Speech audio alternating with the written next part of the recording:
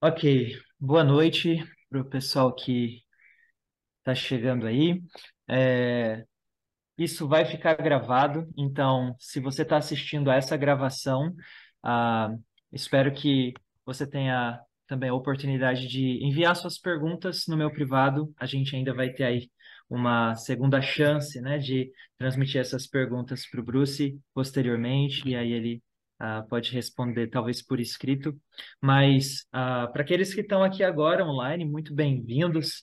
Mais uma vez, se você puder abrir a sua câmera, né, e participar de uma maneira mais próxima, mais pessoal, seria muito bom, mas caso você não possa, tudo bem, não tem nenhum problema. Essa é a nossa primeira chamada do Projeto Kainos sobre perguntas e respostas, né? Então, o Bruce, né, que é o nosso mentor desse módulo, não tem necessariamente uma aula para compartilhar nessa noite, mas ele está disponível para responder as perguntas que vocês tenham sobre a aula que ele já deu no início desse ano, no início desse módulo, sobre adoração, sobre intimidade com Deus. Então, a gente vai dividir esse encontro em duas partes. A primeira parte, você pode direcionar suas perguntas diretamente para o Bruce. Você pode ficar à vontade, se você quiser abrir o seu microfone para dizer a sua pergunta, ou se você preferir escrever aí a sua pergunta no chat, fica à vontade. Se você tiver, enfim, alguma timidez para falar aí, você pode escrever, ou se você preferir falar também, fica à vontade. E aí a primeira parte vai ser sobre perguntas da aula do Bruce, né, referentes à aula do Bruce sobre adoração, e ele vai poder responder. A segunda parte vai ser sobre perguntas em relação ao livro do John Piper, o livro do módulo que era o Plena Satisfação em Deus. E aí, caso você tenha perguntas referentes ao livro, você pode esperar a segunda parte. E aí a gente pode conversar um pouquinho sobre suas dúvidas aí. Então, se você tem alguma pergunta diretamente ao Bruce, pode ir aí se preparando, enquanto eu peço para o pastor Tiago aproveitar a presença dele aí com a gente, pedir para o pastor Tiago fazer uma oração por essa nossa conversa, e aí, em seguida, a gente dá início aí a nossa nosso tempo de bate-papo.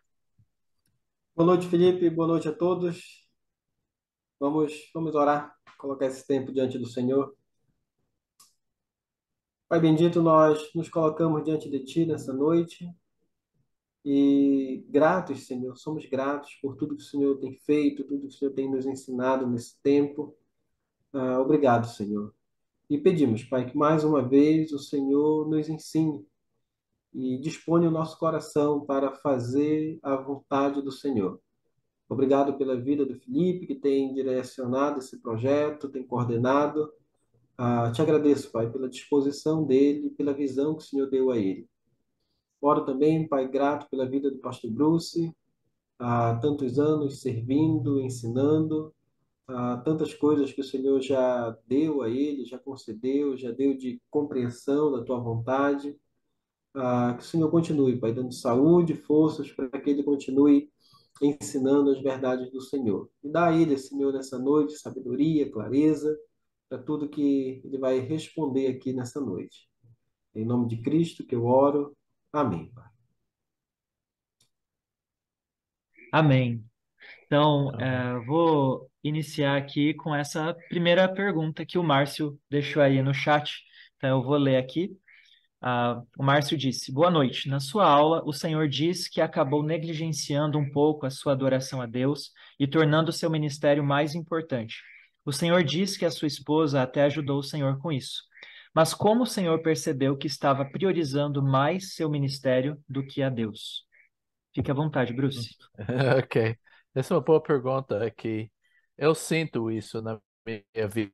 Eu sinto uma ansiedade dentro de mim quando eu estou fazendo. Eu começo a maquinar as coisas do ministério. Eu percebo logo quando minha vida de oração não está como deve ser. Essa é a única coisa que eu poderia falar sobre isso é que e como é que eu descobri? Às vezes minha esposa percebe isso mais do que eu, mas ela nunca confronta, ela nunca é a pessoa de puxar a orelha sobre isso, mas ela percebe isso. eu creio que Ele ora por mim. Então, alguém falou, se eu estou negligenciando minha vida com Deus, um dia eu vou reparar. Se ser 2 dias, minha esposa vai reparar. Então, se é uma semana, todo mundo vai reparar, né? Porque a tendência do ser humano é de autossuficiência. Eu sei quando eu estou fazendo coisas olhando para mim mesmo. Eu me pego no meio de uma pregação. Ontem à noite eu preguei, por exemplo. Eu vi um casal lá que eu estava muito feliz que estava lá e durante minha pregação eu estava orando por eles. Mas às vezes eu fico no meio da pregação, eu olho e, puxa, ninguém está prestando atenção. Ah, eu sei, porque eu estou olhando para mim, então eu começo a orar durante isso e restaurar essa intimidade com Deus. Espero que isso é uma coisa meio subjetivo, mas você aprende. Eu creio que grande parte da vida cristã é de aprender, discernir quando você está realmente fazendo nessa autossuficiência, fazendo as coisas pela carne e não pela dependência de Deus. Essa coisa que é chave, porque é fácil de cair nessa coisa de andar pela carne, com certeza. Eu vou Muito ficar breve obrigado. nas perguntas e respostas para dar o máximo possível para as pessoas falarem. Sim, sim. Muito obrigado, Bruce. Ah, eu tinha recebido uma pergunta, da Isabela, que ela não poderia entrar agora ao vivo, mas ela deixou por escrito essa pergunta, e foi a única que eu recebi, por isso eu gostaria de já compartilhar. Ela perguntou assim: a pessoa que está em uma vida de pecado, porque o pecado nos afasta de Deus, a sua adoração chegará até Deus? Então, basicamente, é se o pecado impede a adoração. Com certeza é que a Bíblia fala que o pecado separa a gente de Deus. Ele fala isso em Isaías. Eu pensei em Josué capítulo 7, quando ele estava orando. Você lembra que ele estava, Senhor, o Senhor nos trouxe aqui para essa terra, pessoas vão destruir a gente. É quando, qual é o nome qual é o nome do homem que pecou? Acã? Acã. Ok, eu estava tentando lembrar o nome em português, mas ele falou, olha, para de orar. Deus falou, para de orar, vocês estão em pecado agora. Então, esse é um tempo que Deus mandou as pessoas não orarem, porque eles estavam em pecado. Então, para mim, isso responde essa pergunta, que sim, esse cria uma barreira. Confessando pecado, não é uma coisa, eu vou colocar dessa maneira. As pessoas estavam falando, não, você tem que pedir perdão por cada pecado. Eu estava com um pastor na África, eu falei, eu pensei que ele ia responder uma maneira e responder outra. Eu falei, olha, se você tem 100 se eu cometo 100 pecados hoje, e eu vou à noite lá ajoelhar e confessar 99, eu esqueci um, né? Que é fácil esquecer, porque a gente peca muito. E, eu perguntei aquela coisa, eu esqueci um pecado, eu estou perdoado por aquele pecado. Ele falou, não. Falei, rapaz, já era para mim, né? Porque, porque se eu tenho que lembrar e confessar qualquer pecado, e de fato, antes da gente pedir perdão, Deus já perdoou. Mas por que é importante essa confissão? Porque da nossa parte é importante para a nossa intimidade com Deus. Não é que Ele não vai perdoar, Ele já perdoou, mas a ideia é que isso vai abrir a porta. Eu lembro uma vez que eu pequei contra minha esposa e a gente estava na casa do meu sobrinho, ela estava numa cama, eu estava no outro. E a gente deitou, eu lembrei, eu confessei para a Lisa, e ela já me perdoou, mas era importante para fortalecer nosso relacionamento, o pedido perdão. Isso é muito importante. Ok, muito obrigado. Agora, se mais alguém tem alguma pergunta, fica à vontade se quiser abrir o microfone ou se quiser escrever no chat.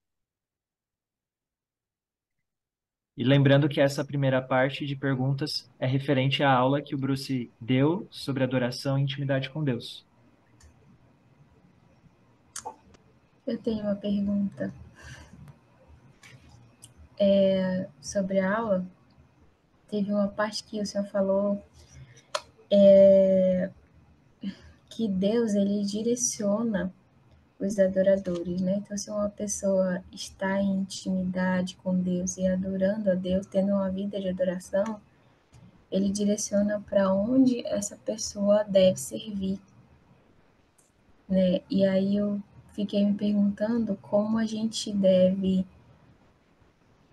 entender esse direcionamento quando ele não tem relação com missões, necessariamente, né? Algumas pessoas, como a gente sabe, não serão missionárias, né?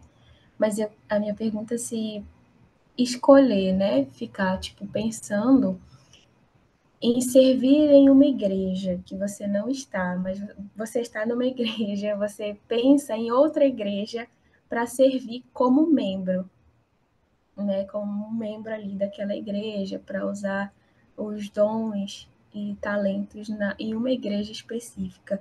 Isso seria correto?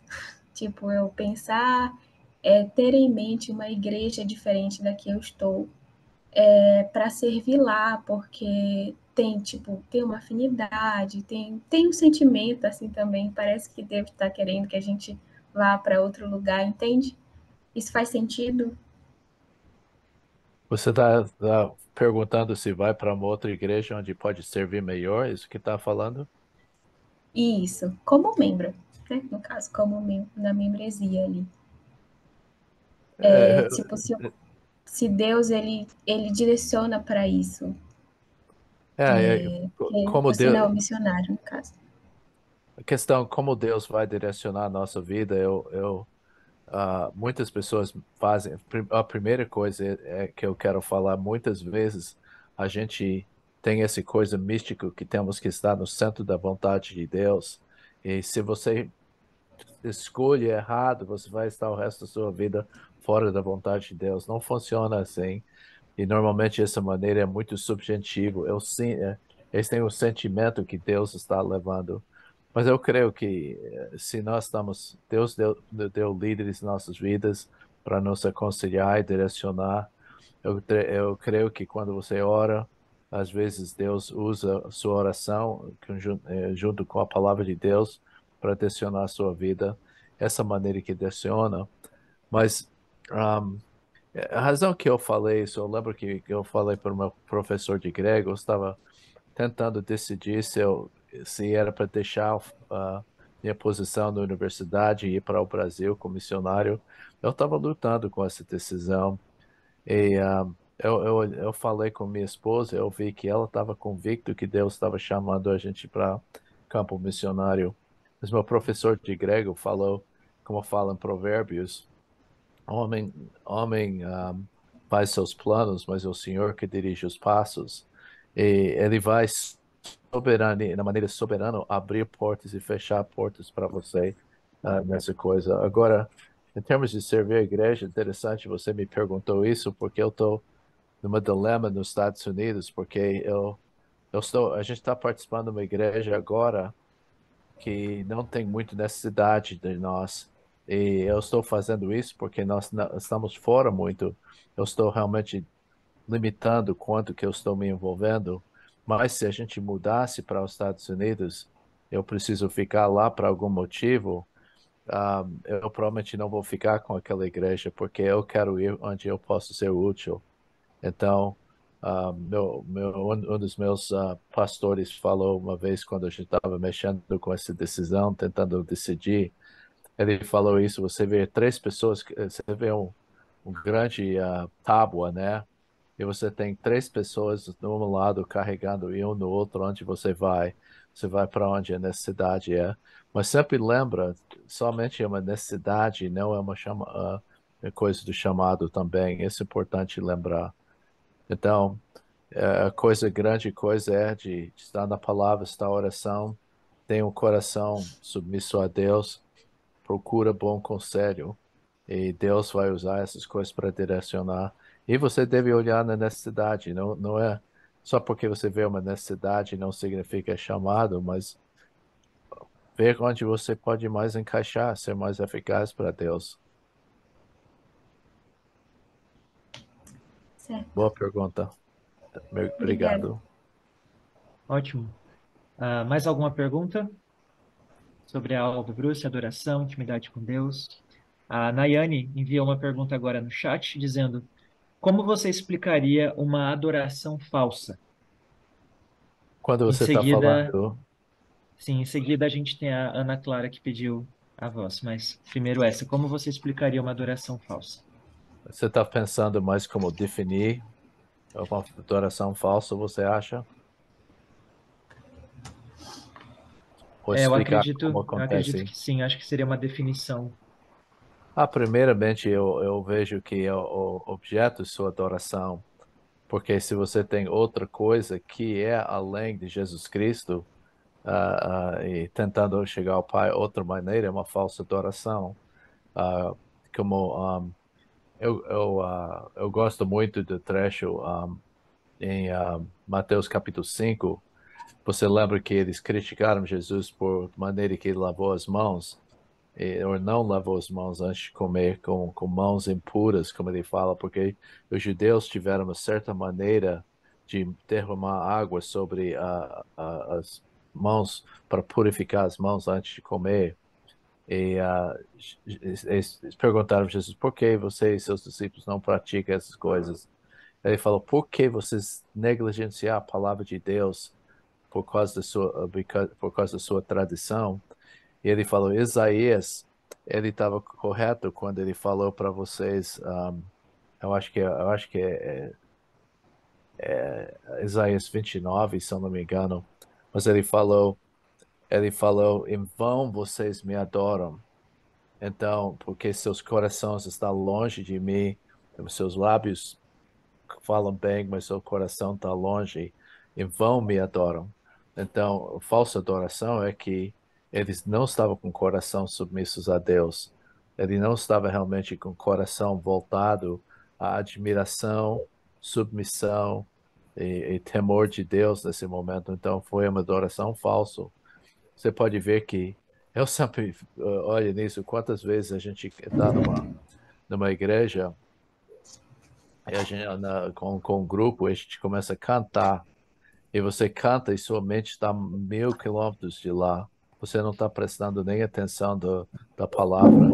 Eu gosto essa razão, quando eu estou cantando na igreja, eu paro e olho nas palavras que estou falando e pergunto se estão verdadeiras na minha vida, porque eu não quero coisas vazias.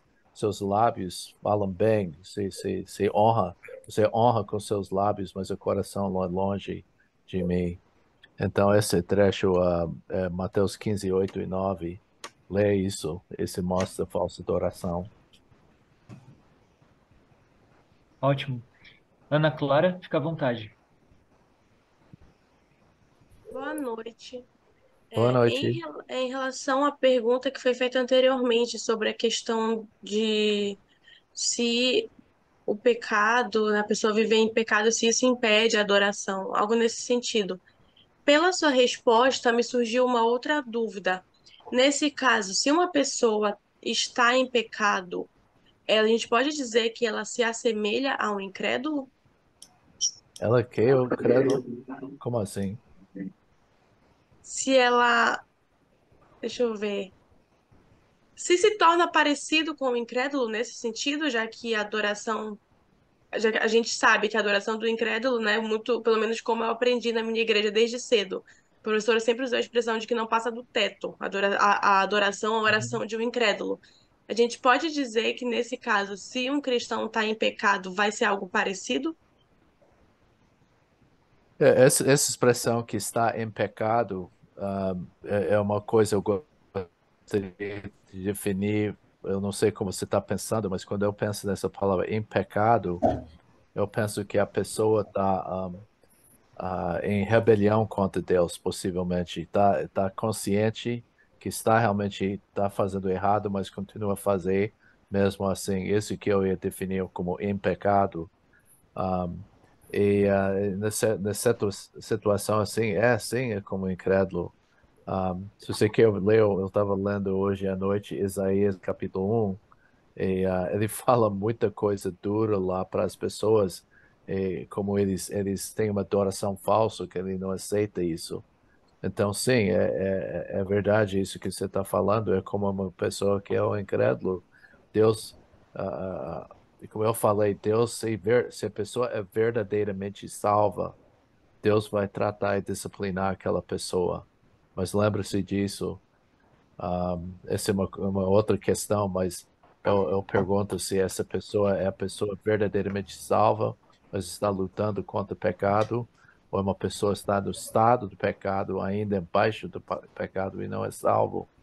Então, não sei se eu estou respondendo a pergunta. Respondeu sim. Obrigada. João Augusto, fica à Ok. vontade. Oi, aí. Eu não vou conseguir mostrar o vídeo agora, mas vocês estão me ouvindo bem? Então, Bem, não? não, eu estou ouvindo bem. Ah, tá, tudo bem. E aí, Bruce, quanto tempo? Eu queria É, perguntar mais para você como que foi essa na sua vida assim que você começou a adorar. Por exemplo, você falou no vídeo, né, que você fazia muito, né, na- no seu ministério, mas tinha percebido que não estava adorando a Deus, né? Eu queria saber como é que foi para você assim essa mudança e que você começou a fazer, né, para caminhar como um adorador assim. eu não sei qual vez, porque para mim essa coisa de adoração tem sido uma série de coisas na minha vida, porque a primeira coisa é que eu vi a minha fé muito intelectual, e esse foi os primeiros anos da minha salvação, e eu não sei, eu lembro que começou, foi uma conversa com uma pessoa da África do Sul, que chegou na casa onde eu estava hospedado, e eu comecei a ver a importância de adoração. Ele não falou nada profundamente, mas esse me levou a começar a pensar, puxa, adoração não é simplesmente cantar na igreja. E eu comecei a pesquisar isso.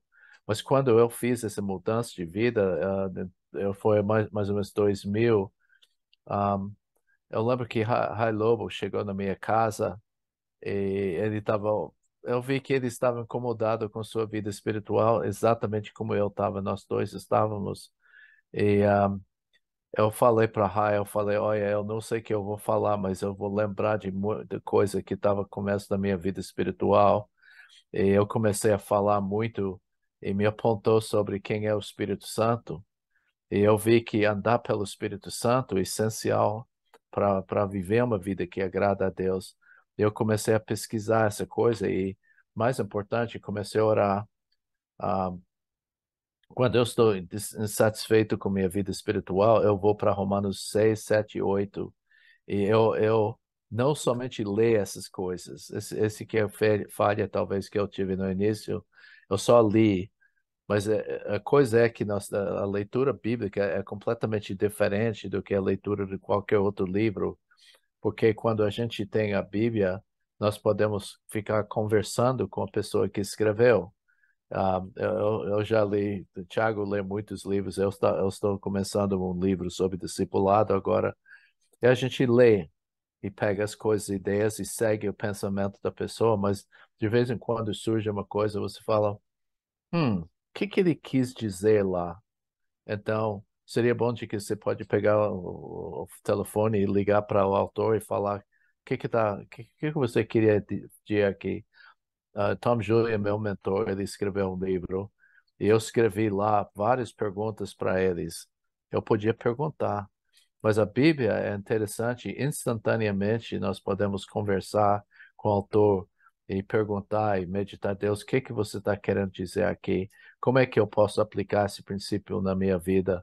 E esse que começou a série de coisas que aconteceram na minha vida, que eu comecei a pesquisar e orar sobre esses trechos, mas a coisa que nós chamamos isso coup de grâce, que significa corte de graça, né, do fim da luta com espadas, né? A coup de grâce para mim, a coisa que mudou minha vida mais é quando eu fui quebrantado.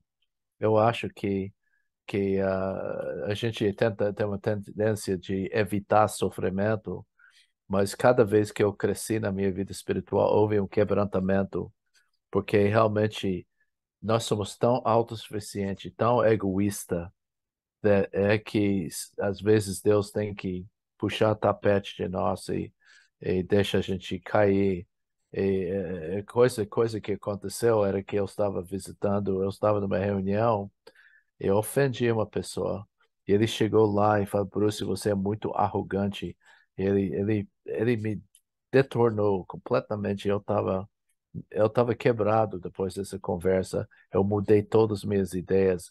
Eu creio que essa que é necessário, a oração, a busca de Deus e reconhecendo que isso não é uma coisa objetiva que você pode fazer na sua força. E o quebrantamento é chave nisso. Infelizmente é que a gente precisa disso muito, esse quebrantamento. Eu entendi. Ok, obrigado. De nada. Mais alguma pergunta?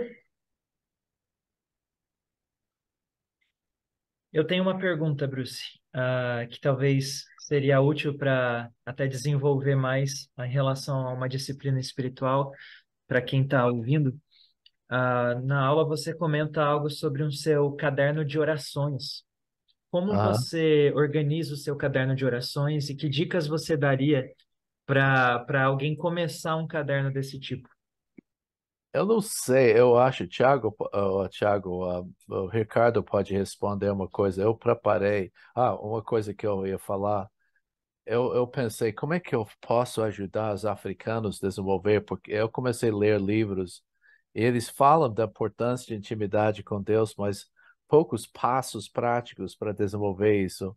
Então, eu comecei esse livro de oração e eu fiz é que eu peguei os primeiros três páginas aqui desse livro e eu comecei quando eu estava lendo a Bíblia, cada vez que eu encontrei um caráter de Deus, uma coisa que eu não tinha, nome de Deus, um caráter, eu escrevi lá. E eu parei para adorar Deus por aquela qualidade. E, e daí eu teve outra página que eu coloquei versículos bíblicos que eu gostaria que aplicassem na minha vida. Um, então, Piper nesse livro que eu escrevi, minhas notações, eu coloquei Piper, tinha versículos, 4, 5 versículos que ele orou cada dia para a sua vida.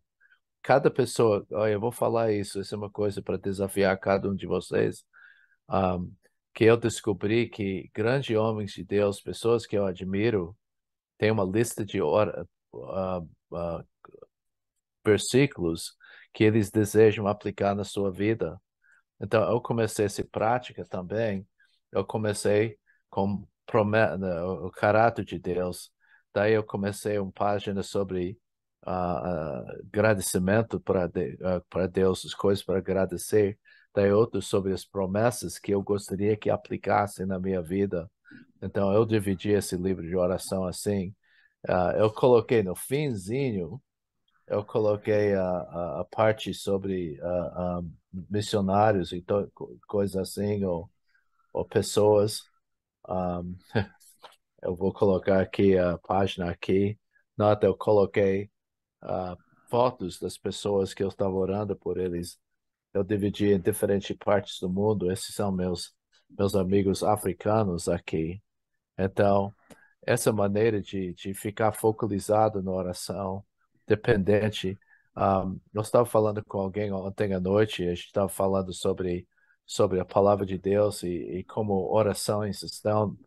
Quantas vezes a gente vai para essas reuniões de oração e, minha tia vai fazer cirurgia semana que vem. Eu tenho um vizinho que está realmente com câncer, a gente está orando por ele.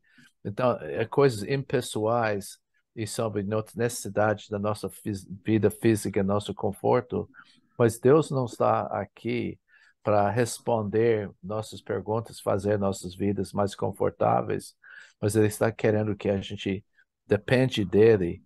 Eu li um livro incrível sobre um chinês que estava sofrendo, e sabe o que ele falou? Ele falou, não ore para Deus tirar a nossa perseguição, porque essa perseguição é a razão que nós temos um fervor para Deus. Porque a pessoa começa a ficar preguiçoso espiritualmente, quando coisas estão indo bem. Então, eu vejo que é uma coisa que esse livro de oração me ajuda a fazer, é de não só ficar focalizando nas necessidades. Quando eu fico afastado do meu livro de oração, eu começo a orar para as necessidades físicas das pessoas. É importante isso, mas nós devemos orar e entrar na batalha espiritual, orar pelas necessidades espirituais, especialmente para a nossa vida. Eu oro por mim mesmo espiritualmente, porque se eu não estou bem espiritualmente, eu não posso ajudar os outros. Então, eu começo orando por mim mesmo. Eu tenho uma lista de pedidos para a minha própria vida lá, que eu quero fazer. Um, uma das coisas que eu oro é as bem-aventuranças. Bem-aventurados são os pobres do espírito. Bem-aventurados os que são que choram. Bem-aventurados que são quebrantados, né? Bem-aventurados os que são mansos. E bem-aventurados que têm fome e sede para Deus. Essa é a chave. Eu creio que esse quarto das bem-aventuranças é importante de, de ter fome e sede para Deus. Eu não posso, você pode sair aqui, eu vou tentar levantar fome e sede para Deus e não funciona.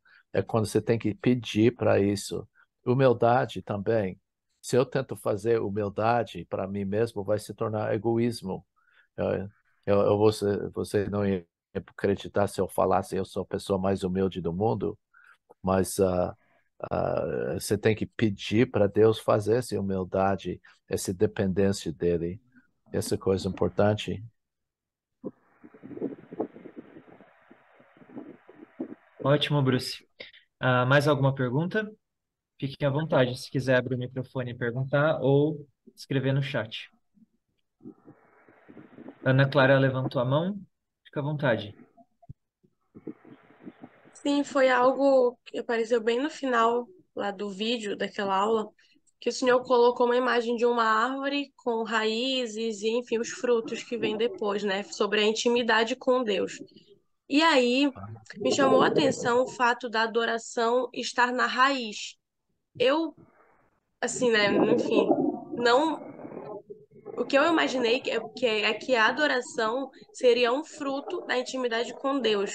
E o senhor não foi tão a fundo nesse ponto, né? Já estava mais no final da aula, então eu queria que o senhor explicasse um pouquinho mais por que a adoração ela não poderia entrar como um fruto, um resultado da intimidade com Deus.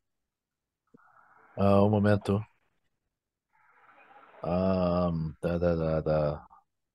Eu estou tentando compartilhar aquilo.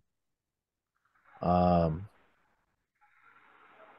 tá correto aí, Ricardo? Tá chegando? Sim, sim, está aparecendo Ok. aqui. Ok. A primeira coisa é que eu vejo que se eu ia falar fruto que você está descrevendo, é fruto da sua adoração, é louvor. Então, louvor é o fruto e adoração é a coisa que Deus faz no seu coração.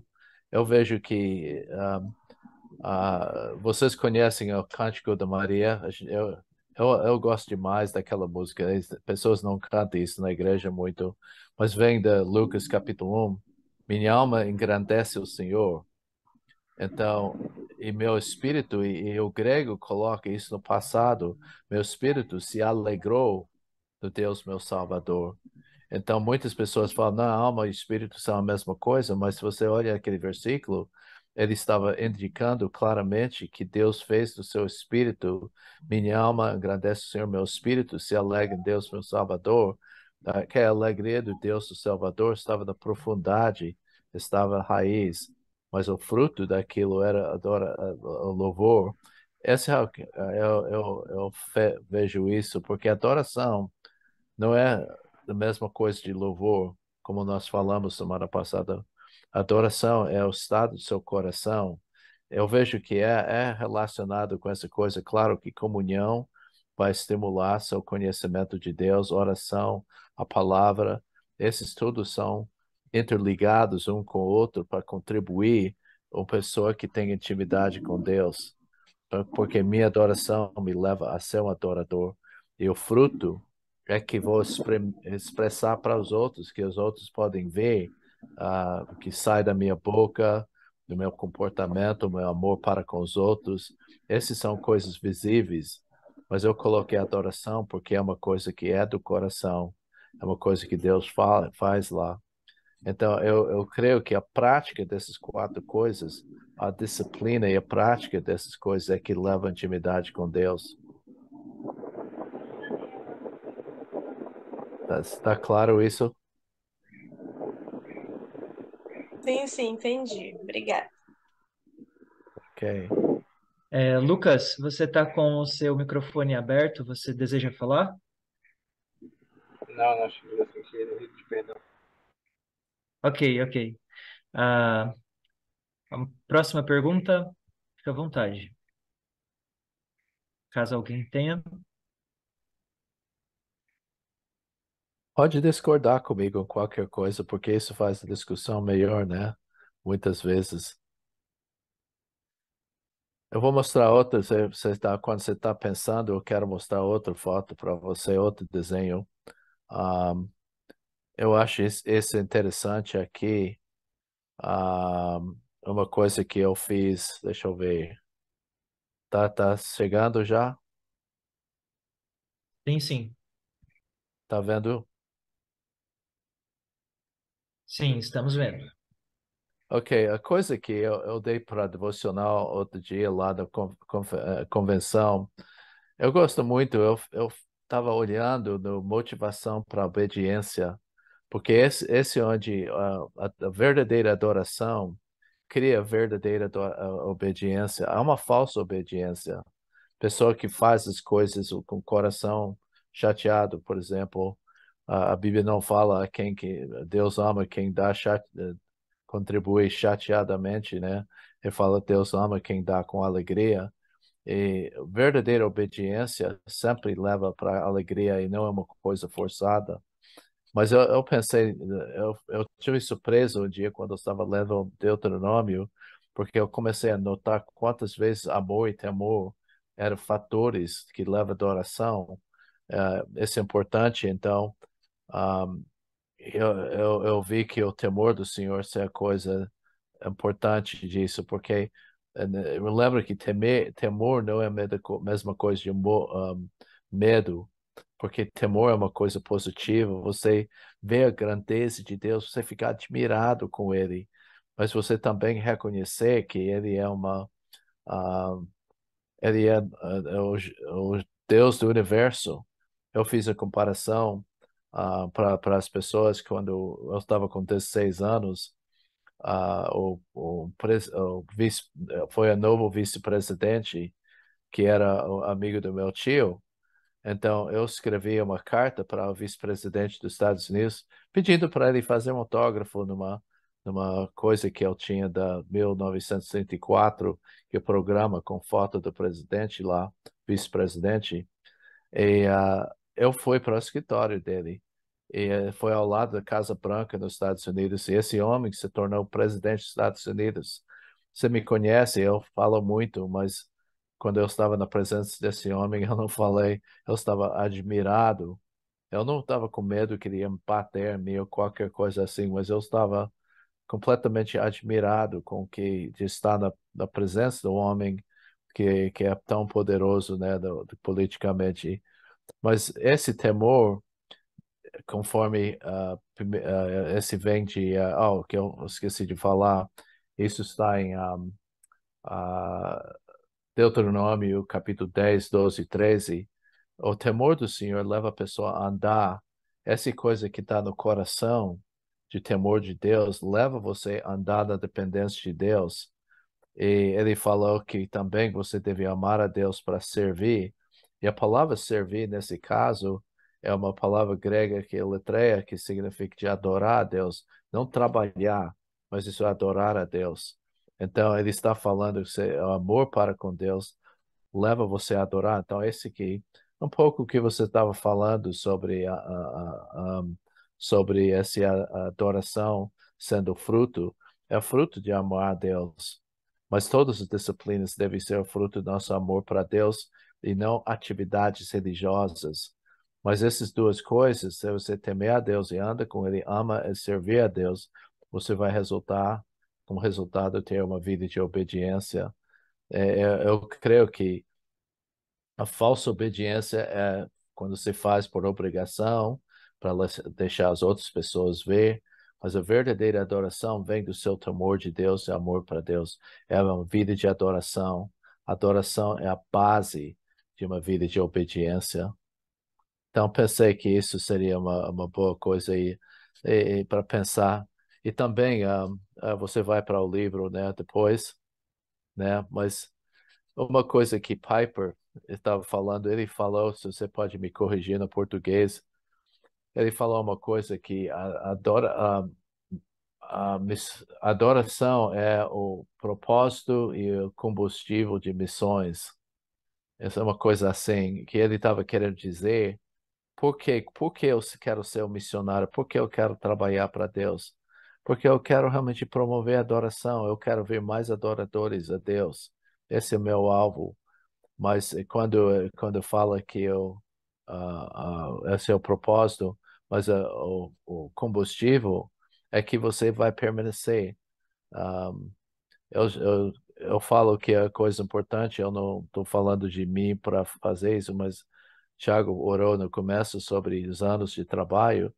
Como é que eu sobrevivi esses 33 anos, 34 agora, semana que vem, anos de missões?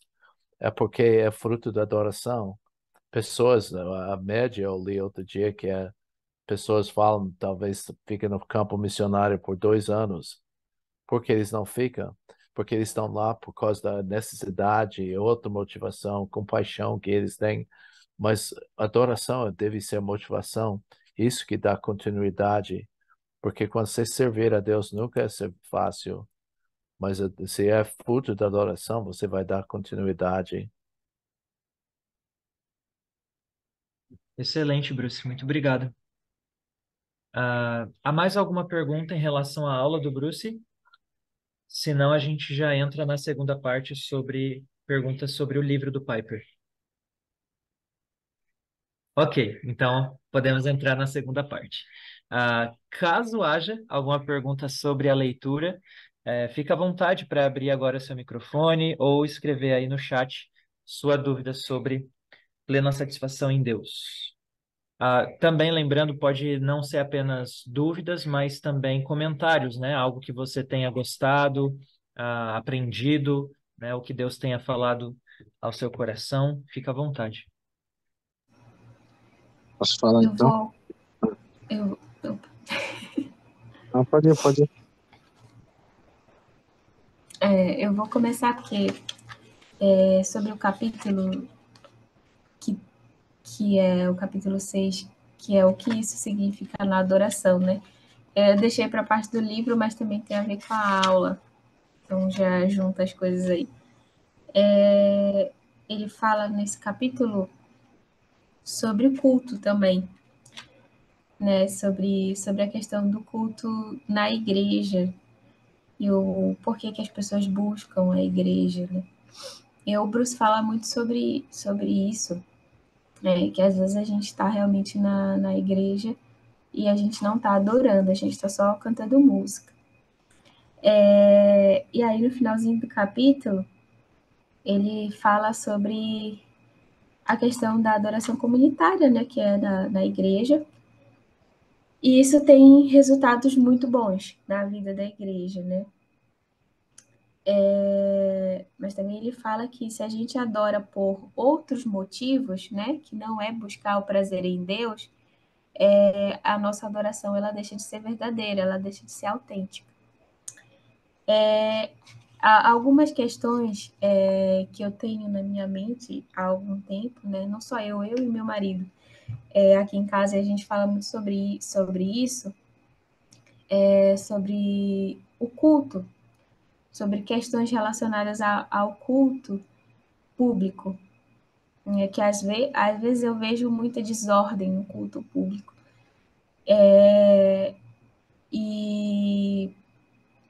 a minha pergunta talvez seja até um pouco polêmica, mas é porque eu tenho isso na minha cabeça, na minha mente, assim, que às vezes a gente faz cultos específicos, assim, sabe?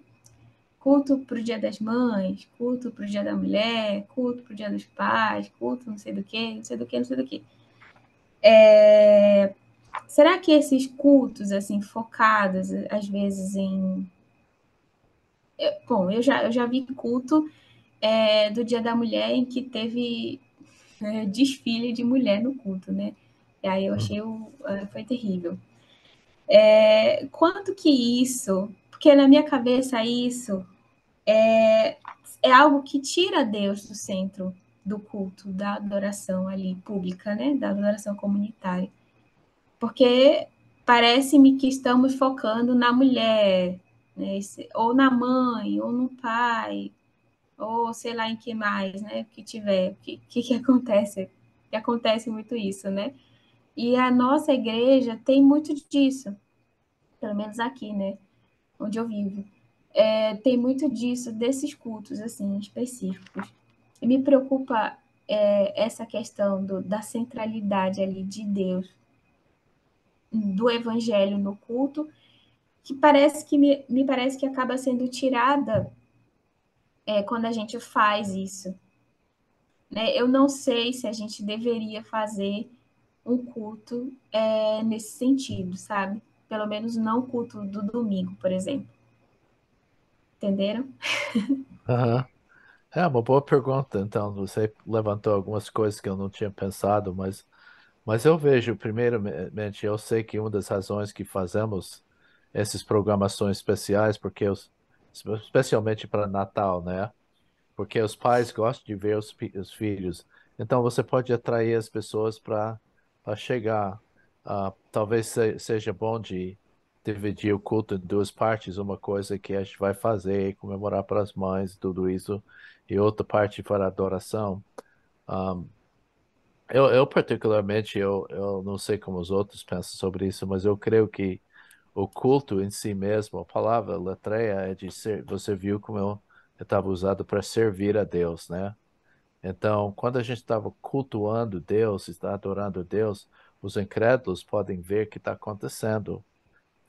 Por isso eu vejo que o culto é para edificação dos santos e para deixando os santos expressar sua adoração através de louvor e a coisa que eu vejo, você está falando desorganizado, eu não sei se eu faço mais desorganizado ainda, mas eu particularmente penso que um, a gente deve fazer uma variedade de coisas, ensinar as pessoas que a adoração não é só a música, de achar outras maneiras de expressar. Então, eu talvez seja como você, esse não é um culto quando é uma programação das mães. A gente pode fazer isso em outra ocasião. Eu acho que a igreja deve fazer essas coisas porque atrai as pessoas. Mas talvez você tenha razão, que nós devemos deixar aquelas coisas, ok, se incrédulo vem da nossa área, essa pessoa pode ver a gente adorando a Deus e ser atraído para isso. Esse deve ser a coisa. Meu primeiro pastor, ele deu um apelo tradicional, deu um apelo assim, ele falou, se você está aqui hoje e você quer saber mais sobre essa intimidade com Deus que nós estamos falando aqui, então, em outras palavras, o assunto era entre os cristãos sobre essa intimidade com Deus. Aí o incrédulo pode observar isso e responder. Então, eu não ia ficar com uma regra em si mesmo, tudo isso, mas o princípio para mim é que devemos ter uma variedade de maneiras de expressar nossa adoração durante o culto. Isso seria importante. Você, eu sei que ninguém pratica isso como eu, mas eu gosto quando nós temos, eu gosto de fazer pluralidade de pregador. Eu creio que 1 Coríntios capítulo 14 fala sobre espaço para dois ou três pregadores no mesmo culto.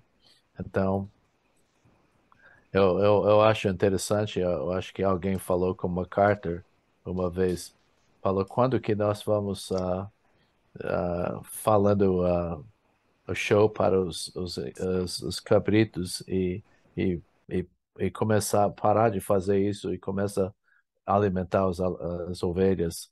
E é verdade, nós negligenciamos a alimentação das ovelhas.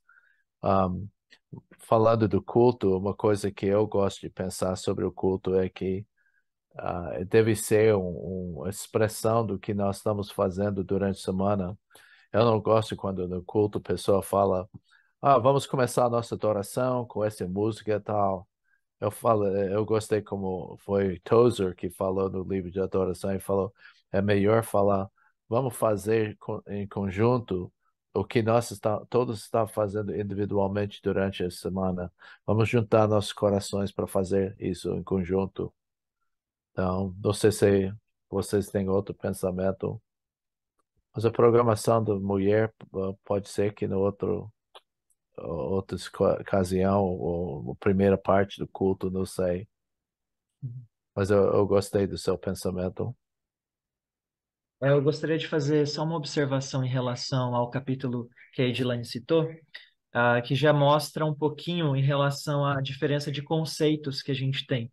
Porque, por exemplo, na aula do Bruce, se vocês se lembram, ele colocou aquilo, né, como adoração, o grande círculo, envolvendo tudo na nossa vida, um círculo menor com louvor, né, que são essas expressões de exaltação e elogio a Deus e tudo isso, e menor ainda, né, dentro de uma expressão de louvor, a música.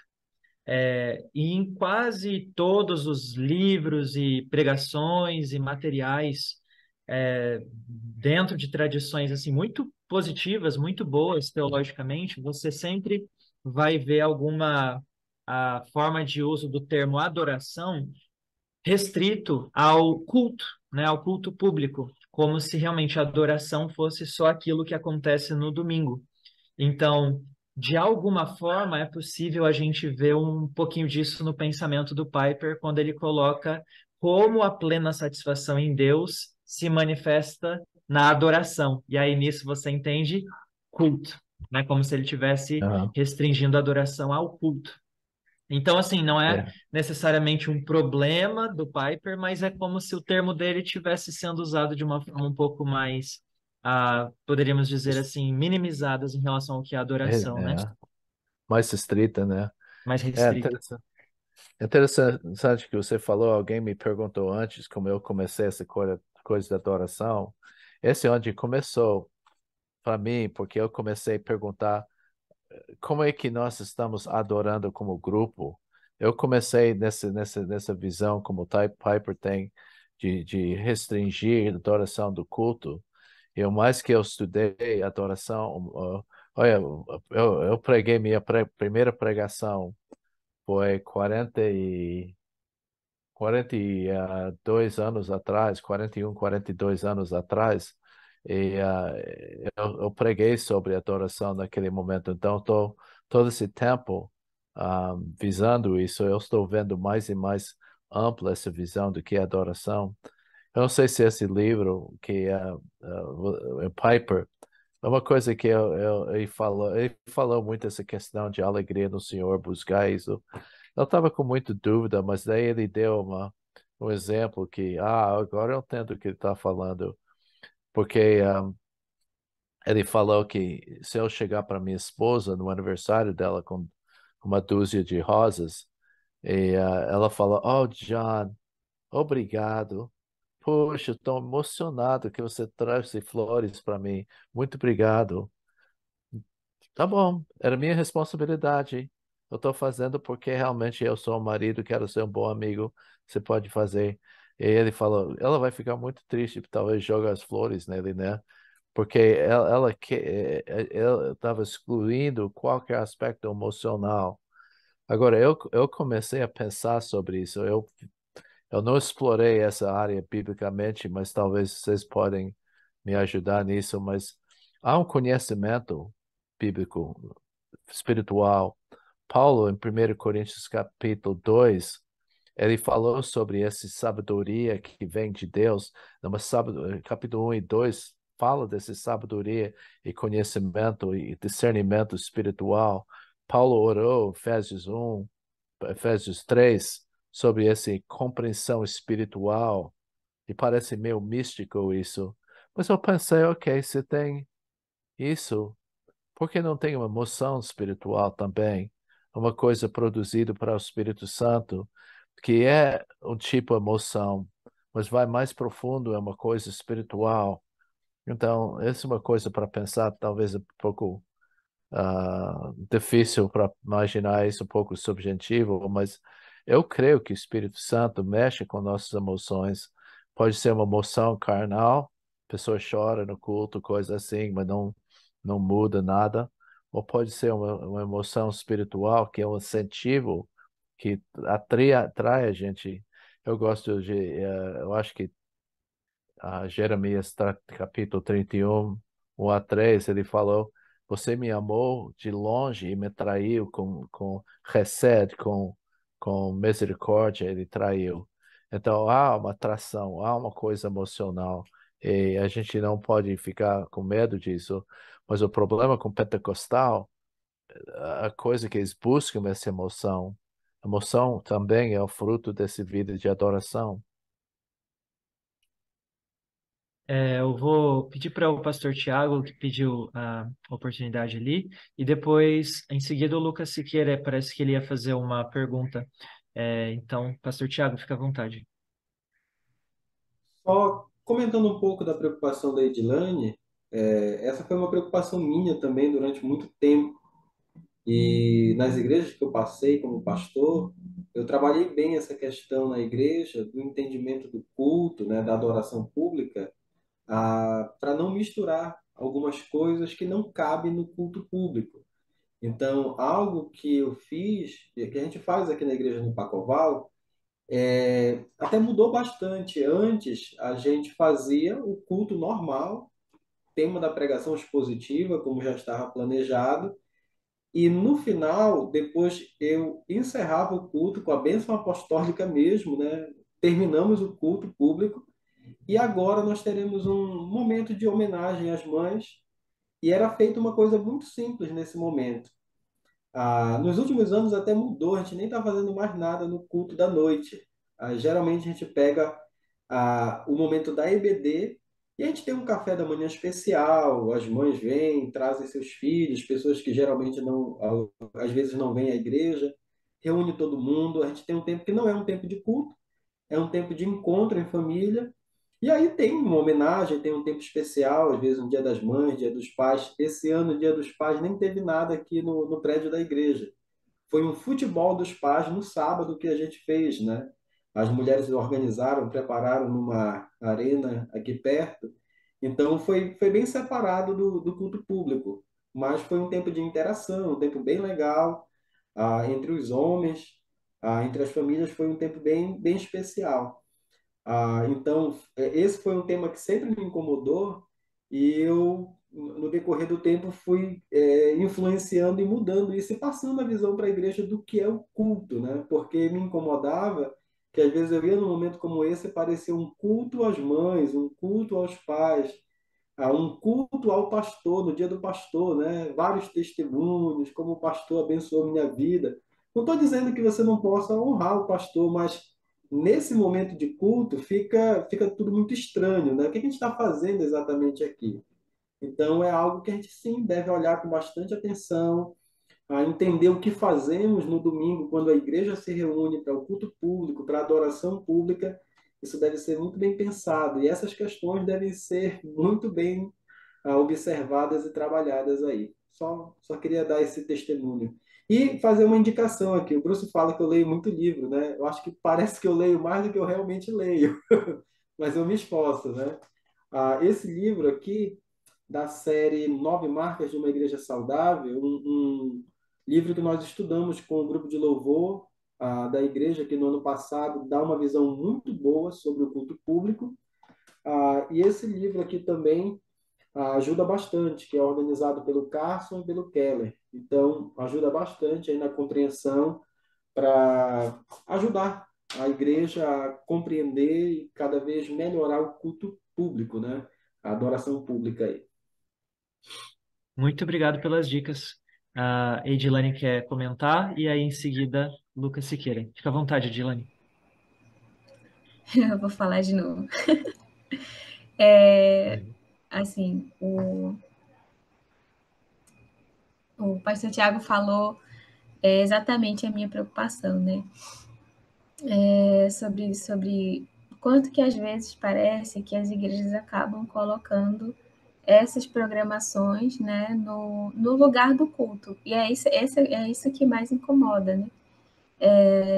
A gente pode, né, como o pastor Bruce falou, né, isso é muito interessante, isso atrai pessoas, isso acaba que a gente fala, né, do evangelho para outros, né? Ano passado, na igreja que eu congregava em Capanema, na Igreja dos Irmãos, a gente teve uma programação do Dia da Mulher que não foi no culto, né? Foi fora, foi outro dia da semana, e eu pude falar para várias mulheres, inclusive mulheres não cristãs, né?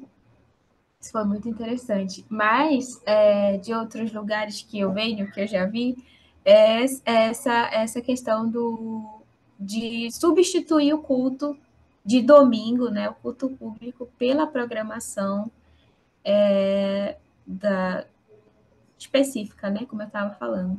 E aí isso que é o mais complicado assim na minha cabeça. Mas eu acho que, enfim, talvez a gente deva falar isso com mais amplo, né, mais abertamente com líderes, né, com os homens, para que a gente talvez tape alguns buracos que existem por aí, né?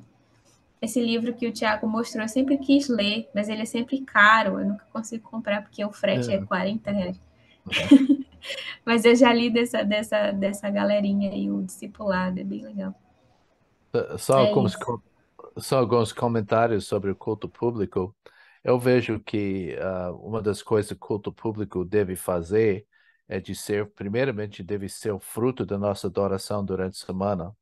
Porque pessoas chegam muitas vezes brigado com sua esposa, seu marido, e chega lá e não estão preparados.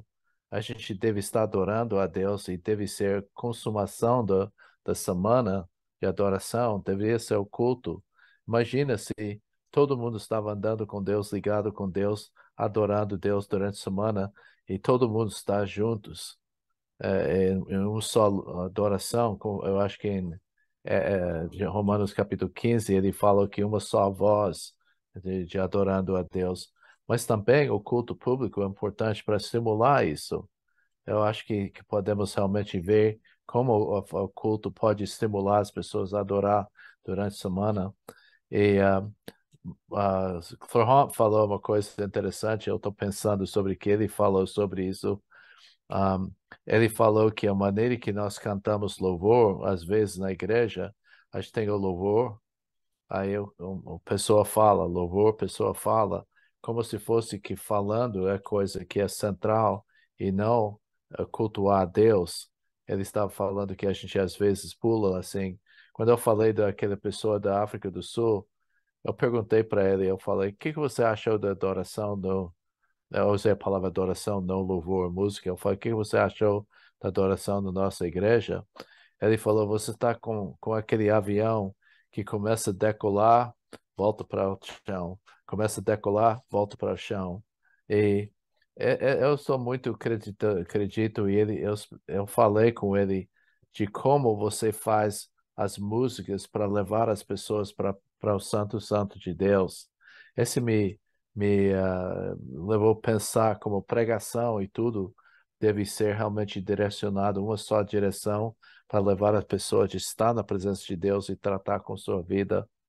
Então, mas a coisa importante é que a gente está dando muitas ideias aqui sobre o culto público. Mas é importante saber que nós temos a liberdade para fazer algumas dessas coisas, de como que podemos realmente melhor expressar nosso amor como igreja, e como que nós podemos mais incentivar as pessoas da igreja a adorar a Deus durante a semana. Muito bom. Lucas, fique à vontade. Boa noite. Boa Deixa eu noite. pegar minha colinha aqui para dar uma pergunta. Minha pergunta vai ser lá a questão do capítulo 3 do livro, onde Ele fala sobre a questão da alegria na obediência, aí ele dá os três passos do que a gente tem que ser feito, no caso, o autor. Reconhecer a frieza no coração, é, enfim, aí, só que a minha dúvida está no passo 3 onde eu não consegui compreender muito bem o que o autor quis dizer com isso, né? Que ele fala assim: prossiga em fazer a dimensão externa do ser dever, na esperança de que fazê-lo reacenderá o seu prazer em Deus. Aí minha dúvida é o que que ele quis dizer com isso, sabe? E foi algo que eu fiquei em dúvida esse tempo aí. Você falou que Você- é que tipo de obediência? Fala, explica para mim um pouco melhor. Eu queria entender o que que o autor quis dizer com prosseguir em fazer a dimensão externa do ser dever, na esperança de que fazê-lo reacenderá o seu prazer em Deus. o contexto aqui dessa pergunta do Lucas é um capítulo onde o Piper está falando sobre as afeições. Certo, Lucas? É o capítulo 3, né? Ah, exato. Isso, onde o Piper fala que Deus ordena afeições, Deus ordena emoções, né? No sentido de se alegrar em Deus, no sentido de se enfim, Deus, na palavra, tem vários imperativos em relação a sentimentos, em relação a emoções. E aí, aqui nesse capítulo, ele está dizendo isso, que muitas vezes nós não conseguimos ter esse tipo de obediência. Eu não consigo me alegrar, né? Eu estou tão triste, ou tão desanimado, ou irado, e eu não consigo obedecer a palavra, né? Eu não consigo me alegrar, eu não consigo, né, me sentir feliz e jubiloso no Senhor, e isso seria pecado, né? E isso seria desobediência. E aí, nesse contexto onde o Piper traz esses direcionamentos, né, em três passos. É a página 36, Lucas, que você está se referindo? Eu acho que é isso aqui. Isso? Então, os três passos, né, que o Piper traz aqui. Em primeiro lugar, ele fala para a gente confessar o pecado da falta de alegria. Em segundo, ele fala, ore seriamente para que Deus restaure a alegria da obediência. E em terceiro, prossiga em fazer a dimensão externa do seu dever, na esperança de que o fazê-lo reacenderá o seu prazer em Deus. Quase como se fosse assim, continua mantendo aquilo que é externo, né? A dimensão externa do seu dever. Continua lendo a Bíblia, continua orando, continua fazendo aquilo que é externo, mesmo enquanto o sentimento não está lá.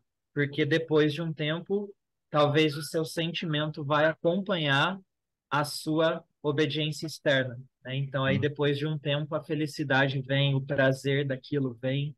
Então, é mais ou menos isso, Bruce, que o capítulo ali está tratando. Aí, se É. você quiser comentar um pouco sobre isso. Eu provavelmente usaria um pouco diferente de terminologia, mas eu ia falar que a coisa que eu entendo disso é que a motivação do que nós fazemos é importante. Eu escutei um homem que falou sobre essas coisas, ele falou uma coisa interessante, ele falou, não é nada pior de fazer as coisas corretas pelo motivo errado.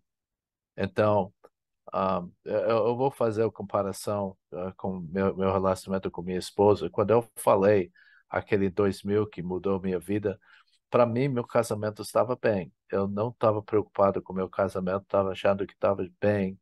Mas Lisa percebeu que uma coisa não estava certo. O que aconteceu, que eu descobri, é que eu achei minha alegria, minha satisfação e na satisfação da minha esposa, quando eu poderia fazer minha esposa feliz, esse me trouxe maior alegria. Eu acho que esse que Piper está falando é de achar, eu posso fazer coisa como dando as flores com responsabilidade. Ele deu outro exemplo, fazer uma visita no hospital, e como minha responsabilidade como pregado da igreja, né? Pessoa quer que seja, eu ia falar uma motivação de emoção, de alegria naquela coisa. Eu penso naquele trecho em Filipe, 2 Coríntios, quando ele fala, Deus ama quem dá com alegria. Então, a alegria é porque você está fazendo com emoção, a motivação certa. Piper focaliza muito na emoção. Eu sei por que ele está fazendo, porque Nós não pentecostais estamos com medo de emoção, mas que eu vejo que está acontecendo quando você faz as coisas com o motivo correto, com amor, nada dá mais alegria. Então, eu acho que eu ia interpretar muito esse trecho com isso, de fazer as coisas com a motivação correta. Isso dá essa alegria, isso mostra que é verdadeira obediência, porque quando é um dever religioso, não é nada isso. Por exemplo, lendo a Bíblia como dever religiosa, é simplesmente não tem isso não agrada a Deus. Mas se você dá esse como o desejo de ter mais intimidade com Deus, Deus ama quem dá com alegria. Deus ama quem lê sua Bíblia com alegria. Deus ama quem vai para a igreja com alegria. Deus ama quem prega com alegria. Deus ama quem evangeliza com alegria. Aquele princípio que é produto de uma motivação de amor e temor de Deus. É isso que eu creio. Ajudou um pouco, Lucas? Sim, sim, deu para compreender sobre a minha dúvida em relação a isso. Agradeço. Ok. Mais alguma pergunta em relação ao livro?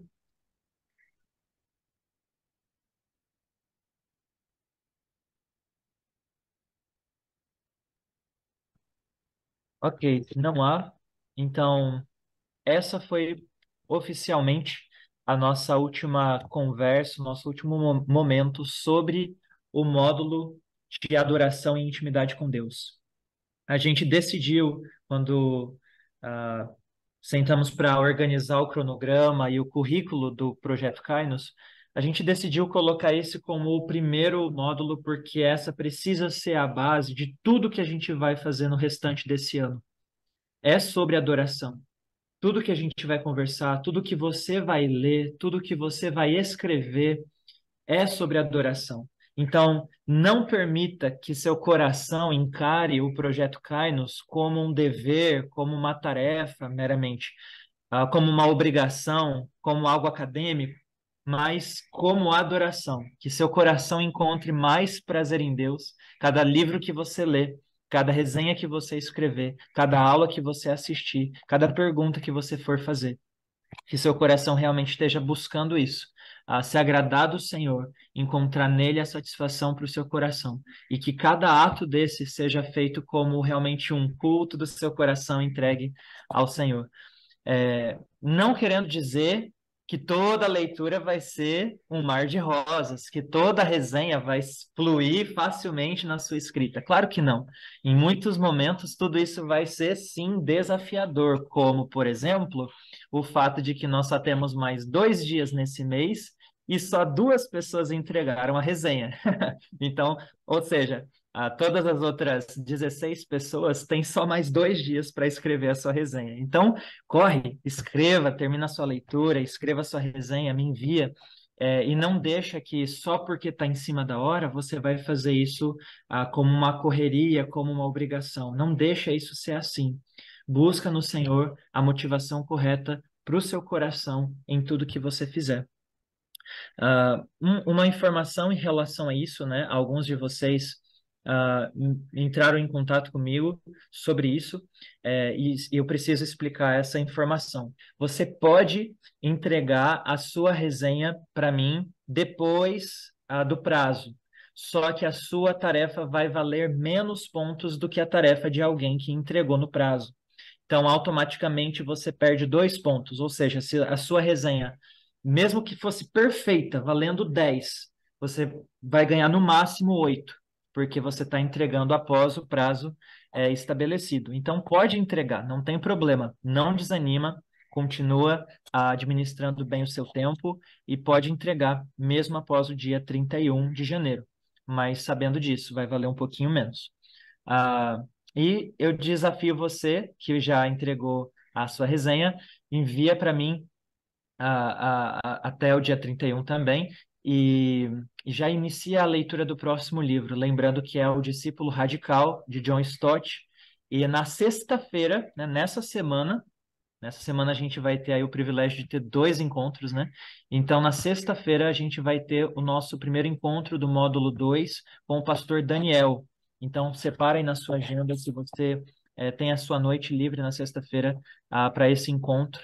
E vai diferente do que foi com o Bruce, né? Não vai ser gravada para você assistir depois, mas vai ser ao vivo, né? Então, se você conseguir assistir ao vivo, vai ser muito bom para interagir com ele e tudo mais. Ah, mas é isso, gente. Basicamente, esses são os recados. Muito obrigado por vocês terem separado esse tempinho para estar aqui. É um prazer estar ouvindo de vocês, né? As suas perguntas, as suas reflexões. Tudo isso é extremamente enriquecedor. Então, continua assim, continua perseverando nesse projeto e que Deus abençoe muito cada um. O Bruce está Eu, colocando ali eu embaixo o meu posso falar? e-mail. Sim, sim, pode falar, Sim, Bruce. eu ia só falar que eu coloquei o e-mail. Se você quer falar qualquer coisa comigo ou ter pergunta sobre qualquer coisa, eu estou disponível. E eu gostaria de animar vocês a fazerem. Você perguntou sobre livro de oração. Eu acho que isso é muito importante de começar a desenvolver. Pode fazer outro estilo, mas escolha alguns versículos que falam, eu quero isso para a minha vida, mas também procura a Bíblia, porque isso vai renovar seus conceitos de Deus quando você vai com a mentalidade, eu quero saber quem é esse Deus através de minha leitura bíblica. Então, gostaria de encorajar, como o Felipe falou, essa coisa mais importante para a sua vida é de tudo sai dessa questão de intimidade com Deus. Se não tem intimidade com Deus, eu tenho muitos alunos que foram lá para pegar diploma, completar as tarefas e tudo isso, e não estavam buscando a Deus. Então, é importante que eu vejo que os alunos que crescem, que são usados por Deus, é aqueles que realmente colocam prioridade de buscar a Deus. Queria deixar esse pensamento para terminar. E, gente, que privilégio a gente teve aqui, não foi? De aprender com o Bruce e tudo isso. Meu testemunho pessoal é de que eu aprendi o que é ter intimidade com Deus e adoração com o Bruce, né? Ele foi a primeira pessoa que começou a decifrar essas coisas para mim e desde então isso fez a maior diferença na minha caminhada com Cristo. Então, obrigado, Bruce, por ter aceito o convite para iniciar aqui com a gente esse primeiro módulo. Que Deus continue abençoando sua vida e que você ensine ainda muito mais pessoas sobre o que é a intimidade com Deus. Ah, então é isso, gente. Que Deus abençoe muito cada um de vocês. Eu ia pedir para, se vocês puderem abrir a câmera, a gente tira um nosso print aqui É, para guardar é. como uma lembrança e um marco desse nosso encontro. Pedir para o Ricardo tirar essa foto. Pode ser, Ricardo? Você tira esse print aí para gente? Esperar a galerinha abrir as câmeras aí. Pode ser sim. Agora o pessoal todo arrumando o cabelo, ajeitando a maquiagem, tirando a alface do dente, passando perfume. Tá, eu acho que é isso. Pode tirar, por favor, Ricardo. Parece que o Ricardo saiu, não foi? Quem nos socorrerá nesse momento? Alguém É, sabe tirar tô sem print aí? câmera. Eu Tá aí, já, tá aí. já tirei. Vou colocar lá para ver Ok. lá se ficou legal. Tá ótimo, muito obrigado, Ricardo. Bom, gente, ótima noite para vocês. Deus abençoe. E qualquer coisa, tamo aí. Deus abençoe. Tchau, tchau. Boa noite. Boa Tchau, noite. tchau. Boa noite. Boa Boa noite. noite.